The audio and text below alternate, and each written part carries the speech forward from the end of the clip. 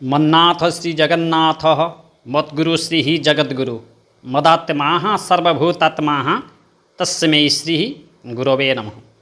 आजिकार परिवेश आजिकार दुनिया रे जे घरे घरे रोगी संख्या दिनकू दिन बढ़ी चली। आमे उत्तम डॉक्टर परामर्श पर मध्य रोग नियंत्रित होना। तेणुक आम जाना किछि मंत्र बल मध्य रोग दूरीकरण हो जाए। तेणुक केवल मंत्र द्वारा रोगी दूरीकरण हो जाए उत्तम डॉक्टर सहित मध्य परामर्श करवा दरकार एवं डॉक्टर जहाँ भी प्रेस्क्राइब करेंगे से औषध नियमित मात्र पान करने आवश्यक।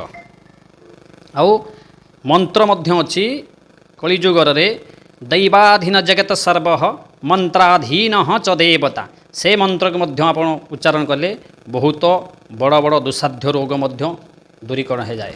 जमिति हनुमान चालीसा अच्छी ना से रोग हरे सब पीरा जपत निरंतर हनुमत वीरा।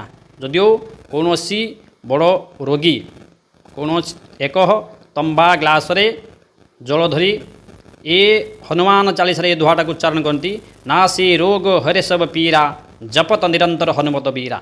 21 थर जप करी मध्य ये जल को पीले मध्य दुस्साध्य रोग दूरीकरण हो जाए। आहरी मध्य मंत्र अच्छी कृष्णाय गोविंदाय हराय परमात्मने हरते क्लेशनाशाय गोविंदाय नमो नमः।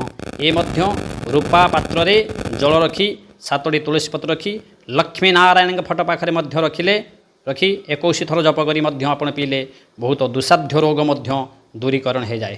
केवल मंत्र द्वारा दूरीसाध्य हे ता नुह मंत्र करवा मध्य विज्ञान जुगरे डॉक्टर परामर्श कर औषध मध्य पालन कले आपण बहुत दुस्साध्य रोग मध्य दूरीभूत हो पारे।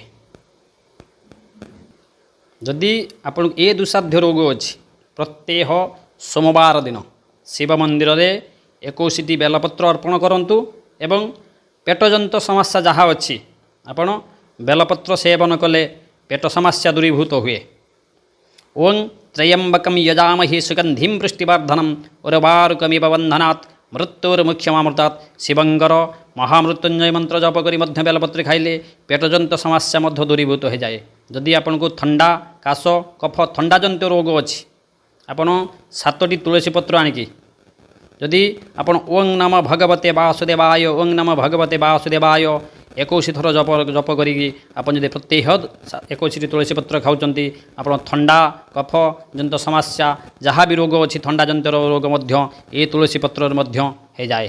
तेणुक दुनिया जदि चली केवल विश्व रे जहाँ चली केवल नारायण द्वारा चली देवता मान धुन चलती दैवाधीन जगत सर्व मंत्राधीन च देवता। मंत्र बहुत शक्तिशाली अटे।